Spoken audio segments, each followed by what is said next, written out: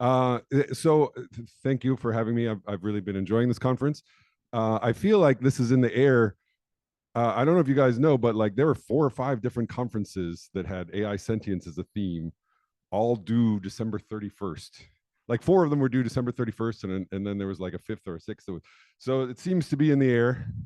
I don't know why you made it due December 31st. I'm guessing you weren't reading them January 1st, but that's a separate issue. I am really confused about this topic. I've been thinking about it for a long time, and I'm just like in aporia. And honestly, the deadline for these 4 conferences was like, okay, I have to wrestle something on the paper.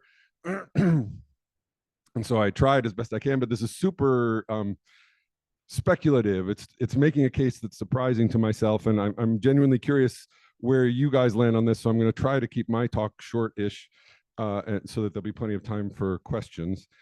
So let's just start with, how do I scroll? Good, okay. Intuition reports, or Herman, you can substitute what word you like for intuition here. I'm just reporting what I would think of as intuitions. One is that I don't think AlphaGo, the trained up AI for playing good Go games, I don't think it really cares about winning Go games. Even though it has a rich mathematical model of the game, for sure, I don't think it really cares. And I don't think, and I think, I'm not sure what I mean by really care. Another sort of phrase for it maybe is like skin in the game. I kind of like that. It doesn't have any skin in the game. And it still wouldn't have any skin in the game. I trust we'd agree. Even if like, yeah, so the subtitle is, I think, the only place I mentioned skin in the game. But that's the idea I'm gesturing toward. And even if you like wrapped, so for one thing, I think I mean this behavioristically. I think I mean by really care, like it doesn't keep asking you to play another Go game, and it's not hurt if you don't play another Go game, and so on. And I think even if you put a little wrapper around it that said, let's play one more game, come on, please, or whatever, it still wouldn't really care, because it doesn't have the fancier suite of dispositions we associate with really care. I think I'm behaviorist about that.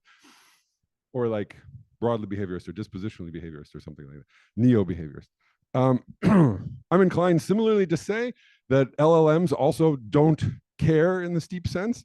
They don't have skin in the game. I go to them with my tech problems all the time, and they like, or I hope you solve it or whatever, but I don't think they really care about my tech problems. And I think in part that's because of reference on the conative side. So that's what has been sort of puzzling me and interesting me, is like conative reference. Conative, for those who aren't familiar, is sort of this dual to cognitive. So cognitive mental representations have mind to world, direction to fit. They're supposed to reflect how the world is. Conative are desire-like states that are more like world to mind. The world is supposed to fit the way the mind would like the world to be. And Keith Rankish, in a talk a few years ago, said something that stuck with me, that language models, he said, are cognitively rich, conatively bankrupt. And I guess I'm inclined to think something like that is right. So in a way, I'm trying to defend this view that AIs are cognitively rich and conatively bankrupt. A view like it anyway. And I think this is comparable. There's an old John Hoagland complaint from 1979 that AIs don't give a damn. We noticed, he says, he's doing sort of intentional stances type stuff on chess games. We noticed how naturally we construe chess playing computers as trying, quote unquote, to make good moves and wanting, quote unquote, to win.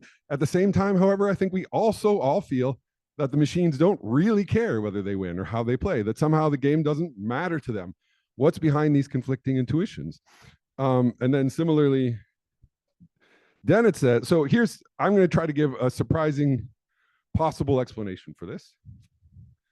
I'm basically becoming more and more a Daniel Dennett fan all the time. And I think, and by the way, I don't think he's as interpretationalist as many of you were saying. I think he's more realist than he gets credit for. Well, that's a long story. What intrigued me was that Dennett, late in his career, changed his mind pretty drastically about his functionalism. And he changed it as a result of reading this guy, Terence Deacon.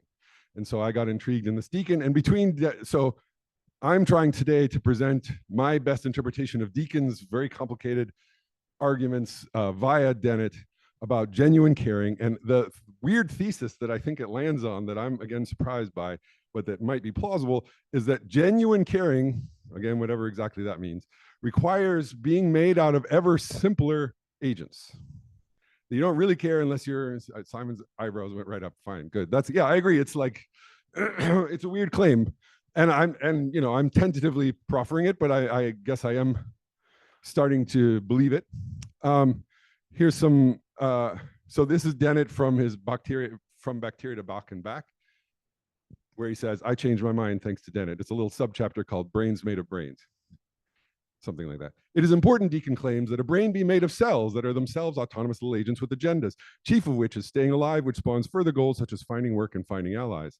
And then, I think this is later in the same paper, it is a dim appreciation of this fact that computer parts don't have to compete for resources, I gloss, that perhaps underlies the common folk intuition that a computer could never care about anything, not because it is made out of the wrong materials. Why should silicon be any less suitable a substrate for carrying than organic molecules, but because its internal economy has no built-in risks or opportunities. Its parts don't have to care. So here's Dennett saying the parts have to care in order to have the whole care. But why would you think that? Now, first of all, I want to point out this is still functionalism. It's still even computationalism of some stripe, right? Dennett used to call himself a maximally bland computationalist. But like maybe one place, it's definitely a more fine-grained kind of functionalism. And I feel like that's been a bit of a theme, is like, how fine-grained do we want to be in our realizers? And I guess I'm drifting more fine-grained, as did Dennett. So like maybe one sort of test case for this, I'm becoming more inclined to think like a von Neumann architecture won't cut it, maybe. Right? If it's centralized processing or something like that, maybe that's not the kind of computation that's sufficient for genuine caring. All right.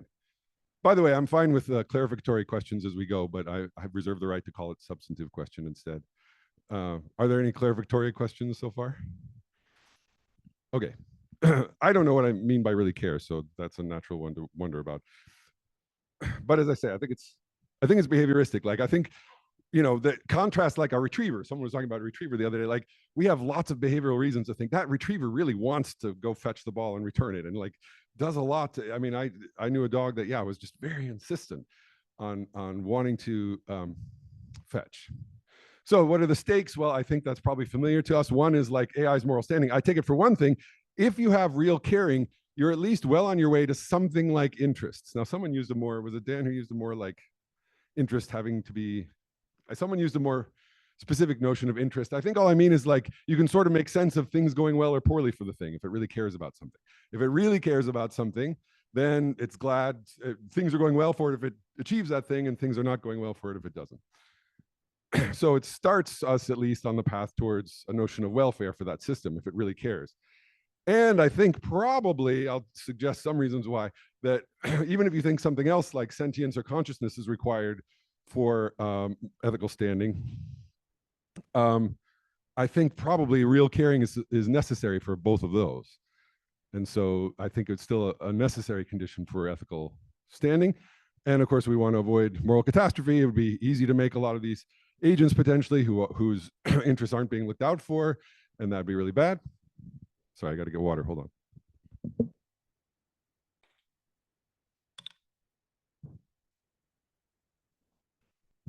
The other main stake that's been hinted at a little bit here is existential risk in AI agency. So I do think it's possible to be doomed by non-agentic AI, by tools. We can be ruined by all sorts of tools, nuclear weapons being an obvious example. But I think a kind of agent, an AI agent that is super intelligent and really cares about whatever goal we gave it, is not going to be corrigible, as they say, in the way that like one that doesn't care plausibly won't be. Right now, I've been convinced that there are some in-between cases here, but I do think there's a special, like what I'll call an agentic flavor of doom, right? Where like, if it's a tool, it's still within our powers to resist using it and turning it off and so on. But if it's an agent that's pursuing its own goals, including like the convergent instrumental goals, as they're called, of like self-preservation and so on, it's going to be, if we decide to turn it off, that's not going to help us at all, right? Because it's going to be seeking the goal on its own, and because it cares. Okay, so I want to suggest this tie between minds and caring. This word mind, these are terms of art, and I don't know how they all hang together. I'm confused about that as well. But I do think there's some plausibility to the idea that intentionality in the philosopher's sense, like mental content, is required for a genuine mind, whatever that is, right? But like you have to have real mental content to have a mind. And I'm inclined to say, as Brentano pointed out, among others, that like in order to have real mental content, you have to be capable of misrepresenting, right? You have to, there has to be, there's already some normativity there. You have to get it wrong. You have to be able to get it wrong. And this getting wrong can't be captured. I mean, I feel like this was a hard lesson for philosophers that like a lot of the alignment community is still learning, that you're not going to capture this notion of like representation in purely causal or informational terms, right? Because you have this notion of normativity on top of it. So like it's the, a thermostat that's disconnected from the room and has a simple thermostat with like the metal coil and has ice on it. It's not misrepresenting plausibly any more than like a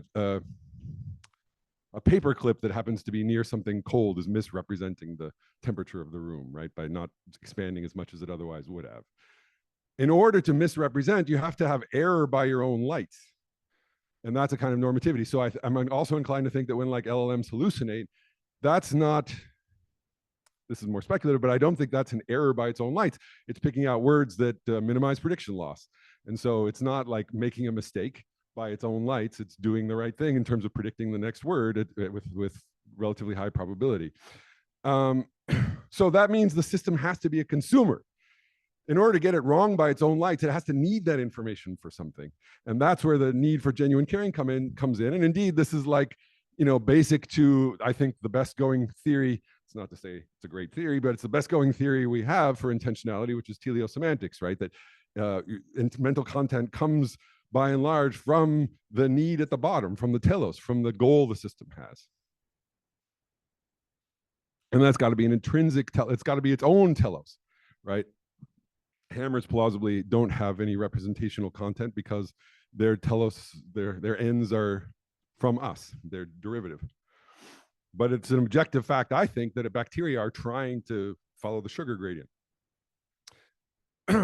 That's a fact about them and not interpretational, not dependent on our interpretation.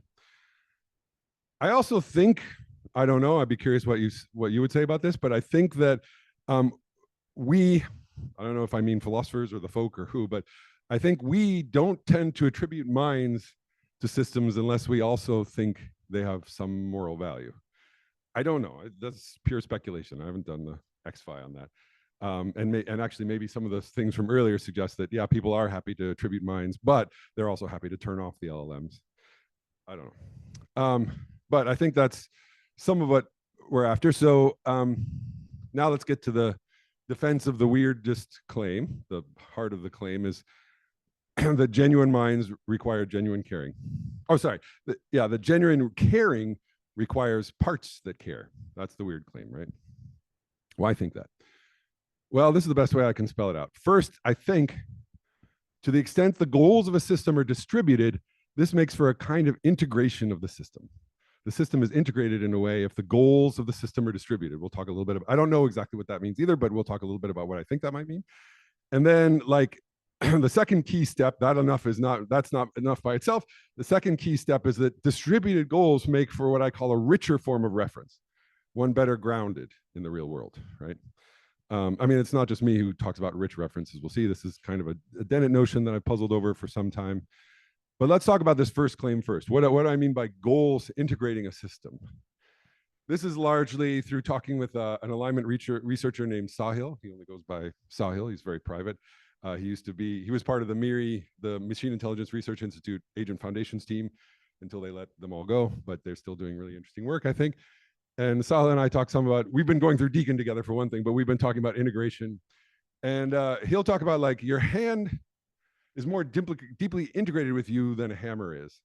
And it's probably not just like that the hand is with you more often than a hammer. Like even though I've got these glasses with me all the time, I don't count them as deeply integrated. And that's a bit of a puzzle, right? Like what's parts of me and what aren't. And the A related important concept seems to be about fungibility, like what's modular and what, on the other hand, what can I easily swap out without loss, and what is, on the other hand, like entangled in a way so that, like, if you take it, you're ripping out, you have to sort of rip connections as opposed to swapping out one for one, right? And the kind of metaphor I think might be useful for this is like contrasting a stereotypical like top-down corporation that's driven by shareholder value and a volunteer club, right? So in in the stereotypical public corporation, the employees are drones who are motivated purely extrinsically by a salary and by benefits and so on. And like, if, of course, if you swap one out for the other, that new person might be more or less competent in achieving the goals of the corporation, but the goals of the corporation don't change at all. They don't notice this swap. A tool has been swapped out. It's like swapping one hammer for another, right? You better or worse achieve your goal, but the goal doesn't change at all. Whereas in a volunteer club, like there, I'm imagining like each member is there for slightly different reasons, and they all have sort of their own agendas going on, but they've banded together for this reason. And if you swap one out, and so like what the goal looks like for the club is more like this multi-objective optimization problem where you can at best try to reach this Pareto frontier, right? There's not one scalar that's being like maximized or not. And if you swap out one of the elements of the multi-objective optimization, like that goal state, the Pareto frontier changes, right? So the idea here, the first pass, is that a part is integrated with a goal-oriented system to the extent that part somehow helps constitute the final goals of the system. I think my hand is partly constitutive of my final goals in the sense that it's of intrinsic disvalue to me when like it's damaged or in pain and so on, right? In a way that like if I had a purely prosthetic hand that was insensate, that would not be part of my intrinsic goals. That would be purely instrumental whether that hand is working or not. Now, there's all sorts of room in between. Like, of course, if you like swap out my hand for a molecular duplicate overnight, that is not going to change my goal state. But it does seem like there's something here where, like, look, if you swap it out, how fungible is it, right? If you swap it out, will it change the goal state of the system? And there, I hope that the club versus corporation analogy is helpful. Let me see if I wanted to say something else about that. So,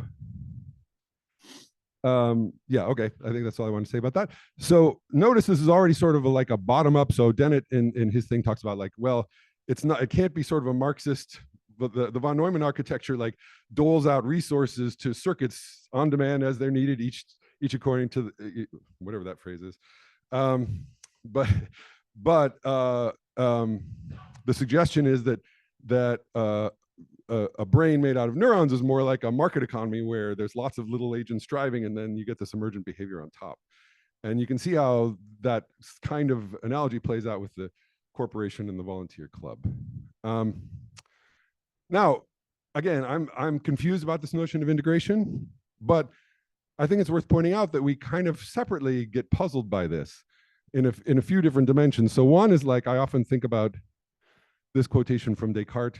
If you're a serious Descartes scholar, you'll probably be horrified by I like the Jonathan Bennett translations that are very modernized. But then Descartes says, nature also teaches me through these sensations of pain, hunger, thirst, and so on, that I, a thinking thing, am not merely in my body as a sailor is in a ship. Rather, I'm closely joined to it, intermingled with it, so to speak, so that it and I form a unit. If this were not so, I wouldn't feel pain when the body was hurt, but would perceive the damage in an intellectual way, like a sailor seeing that his ship needs repairs. And when the body needed food or drink, I would intellectually understand this fact instead of, as I do, having confused sensations of hunger and thirst. So the idea here, right, is that like, why don't we could have, instead of pain and so on, we could have had little like heart monitors in our, somewhere, and like little intellectual notices that like, oh, be sure to do this, be sure to eat, don't leave your hand on the stove. But that's not what it's like. It doesn't feel like we're getting reported to by something external. It feels like us, right? And so this is a bit of like why is that? What is that about? And then another related thing that I think we need, well, I don't know if this is about integration, but it's about the similar sort of bottom-up notion. I find it fairly plausible. It's not my expertise at all, but I find something like the embodied emotion literature plausible, where if we want to know, like as some of you know, I'm still tortured about whether to go to Hong Kong Disneyland tomorrow. And Like actually I woke up at 5 a.m. this morning, and maybe it was jet lag, maybe it was like anxiety about the talk, but what I was actually ruminating on was like, yeah, but should I go to Disneyland? um, but in order to find out maybe what we want, like we kind of have to, I can't top down direct what I want. I have to find out from the bottom. I have to sort of listen to my parts to figure out what I really want. That like took me a fair amount of therapy to discover, but I think there's something true about that. That like we don't get to decide what we want, so to speak, from the top down. We have to listen from the bottom up. And similarly, like a corporation versus a club, right? A corporation doesn't have to listen, the stereotypical corporation on the extreme end, right? Doesn't have to listen to its tool employees. It just says, this is what you'll do. But a club, like you have to do a little listening tour and go to the members and see, what do you want? What do you want? And then now you know what the club wants, right? So I think this kind of makes sense of that if you find that plausible. Another place that I think we need some notion like this of integration is in the extended mind debate. This is, again, not a specialty of mine, but I did look into it some once upon a time. And I think there's really good, like, so Mark Spivak has these interesting papers about like, well, suppose, they like, who's talking about, oh, Justin, you were talking about downloading Spanish, right? But of course, like, if we just put Spanish on, Google translates weights for Spanish on a USB and then did the right Neuralink thing into your brain, like plausibly, even though it's there right there in your brain, you still don't know Spanish yet, right? So this friend Sahil likes to say, you can't download Kung Fu the way you have to make friends with it, right? It's not enough to just have it sitting there. You have to incorporate it in some way. It has to be integrated into your system. It has to be a part of you before you know Spanish, right? Otherwise, right now I know Spanish just in virtue of having Duolingo on my phone and Google Translate on my phone, right? So we already need this notion of integration if you're gonna, if you think there's a line like that to be drawn on what I know and don't know. Spivak says, look, it seems like a natural consequence of the original extended mind type theses that I just know everything that's on the internet because I have the right kind of access to it. But that is intuitively wrong. I haven't integrated it in a certain way. So I think these are independent reasons to be interested in this notion of integration. But to be clear, by itself, I have not yet said anything about why the corporation in our imagined circumstance doesn't have genuine caring. And to be clear, like, there's a disanalogy here. The corporations do have genuine caring in a certain kind of sense, but why the equivalent of so you might guess I have in the mind in the background like one simple reinforcement learning signal in like typical current machine learning models, why they are not integrated in this way, right? The rest are tools. The rest of the system are tools towards getting this one scalar in the right place. But I haven't said anything about the second part, which we need to get the full genuine caring, which is this dimension and reference of richness. And the best way I know to set this up is, again, via Dennett. Like, there's one kind of, Dennett tells the story of two thermostats. Of course, thermostats are famously like McCarthy, an early AI pioneer, toyed with the idea of whether we can attribute beliefs and desires and so on to thermostats. Well, you kind of can attribute a belief to a thermostat that it's cold in here, but it's easy to spoof, right? That's a thin kind of representation. I could trick the thermostat right, quite easily by like holding ice over it or holding a candle under it or whatever. But then it asks us to imagine, suppose instead we had a thermostat with a very wide variety of perceptual affordances and affordances for action. It can do all sorts of things and has all sorts of routes to figure out what the temperature in the room is. The more tightly connected the thermostat is to the actual temperature of the room, the more and more determined we are to say, yeah, that's now representing the temperature of the room, because it's so sensitive in so many different ways to the temperature of the room, unlike the simple thermostat, right? So I'll just read the Dennett quote here. This is from 81. The more we add to his imagined thermostat, the richer or more demanding or specific the semantics of the system, until eventually we reach systems for which unique semantic interpretation is practically, but never in principle, dictated. So never in principle, because you can always still spoof even a really elaborate thermostat with all these like perceptual abilities and so on. You could still spoof it with an elaborate enough matrix environment, right? But the more rich the semantics, the harder it is to spoof. So one thing I've been chasing down is like, we can maybe put a bit cost to like how much does it cost to change the environment to spoof your achievement of the reward as a kind of measure of ease of wireheading, or ease of not wireheading, but what's the phrase, if I wanted to get the system to believe that it was achieving its reward state. It's harder for some systems than for others, right? How much do you have to alter the environment to fool it into thinking it's achieving its goals? Becomes harder and harder. As systems become perceptually richer and behaviorally more versatile, it becomes harder and harder to make substitutions in the actual links of the system to the world without changing the organization of the system itself. If you change its environment, it will notice an effect and make a change to its internal state in response. So this, I hope you get a sense of, I don't have a definition here. I'm sorry, this is so speculative, but I hope you're getting a sense of what I mean by rich versus thin conative or reference of any kind, cognitive or conative. But my focus is on the rich conative reference, right? In order to have this rich kind of conative reference, now notice how much it helps a corporate goal of the kind I'm imagining, where it's just like the number has to go up, shareholder value has to go up or whatever. That's relatively easy to spoof, that we're imagining. That's like one scalar. Now, again, there's disanalogies. A real corporation is going to go under if they don't have audits and accounting methods and so on. But you get the analogy to a simple like scalar reward, easy to spoof. Whereas if you have a club, it's much harder to spoof that it's achieving its goals because it's constituted by this broad array of parts, and you have to trick each of them, right? So that's harder to do. And that's what I mean by a richer goal, a richer conative reference. Okay, and that's more likely to reach into the world. So like, think of like, now I think where I was going to go next is like compare AlphaGo, right? You could just, it would be easy to trick it into thinking it's winning Go games, so to speak, insofar as it has content like that at all.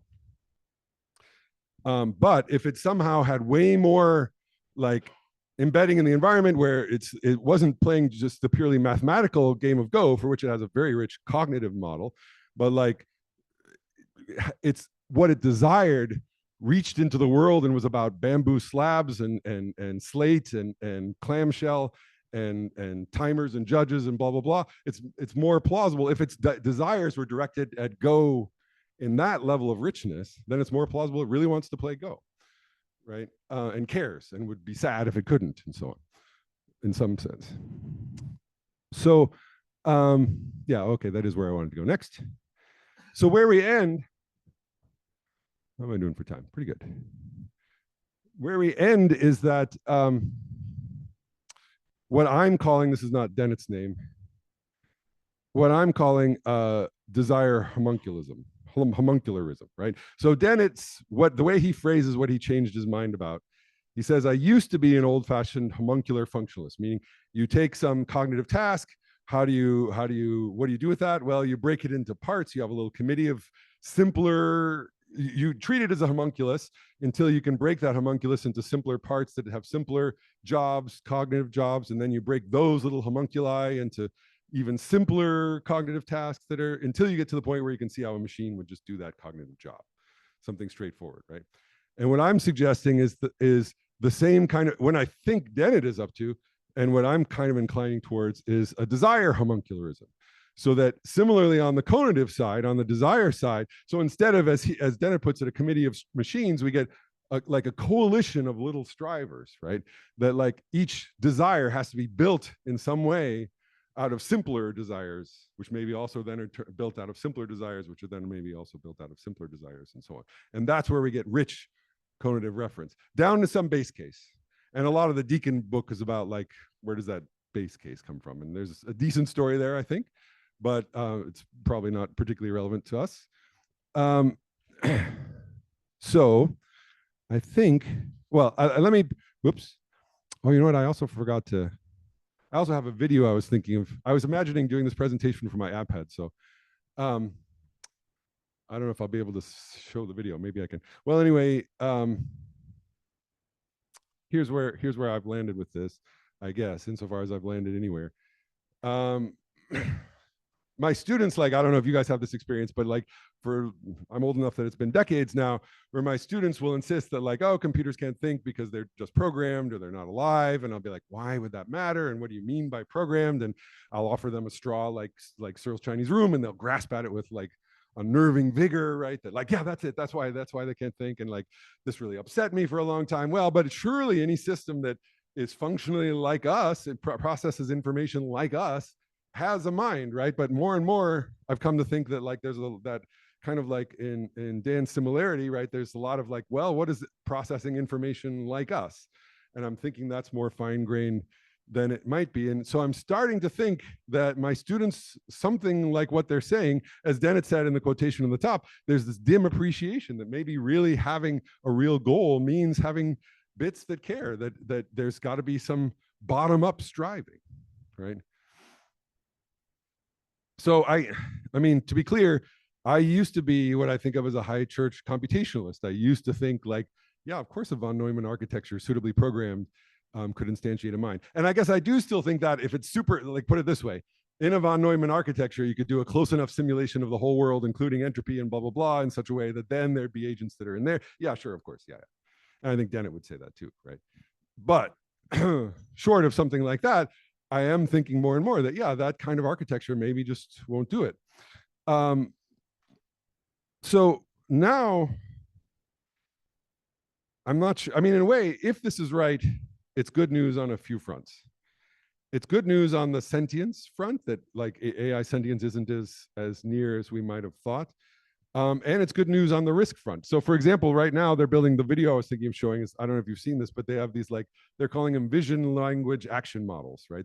They're robots that are trained through multimodally on action, so that the task I saw them was like, here's a bunch of groceries, put them in the right place. They're two little robots, and they could like sort and figure out where they see the thing, their vision module recognizes it as spaghetti, they call in the language model, like where would spaghetti normally go, they figure out where that goes, they use the action model to put it in the, I don't know how, I'm sure the video was rigged in some dimension or another, but that certainly seems like a plausible thing robots could do. You can imagine that coming. And I'm now starting to think, on the one hand, so I used to think like, well, language models, maybe they have understanding, maybe they have intelligence. They don't have like full-blown reference, maybe because their like symbols aren't grounded in the right way. I was kind of like many of us pointing at symbol grounding, but like those robots, should they exist, or if they exist now, like those have symbol grounding, cognitive symbol grounding in every relevant way, I would think. Like they know what a sponge is, right? Like if you're like, please clean the kitchen, and they recognize a sponge in their visual field, and they reason about how that's used to clean the kitchen and so on, like that seems like full symbol grounding. But so their reference is very rich on the cognitive side, but maybe still on the conative side, all those robots really want is minimize prediction loss, in effect, right?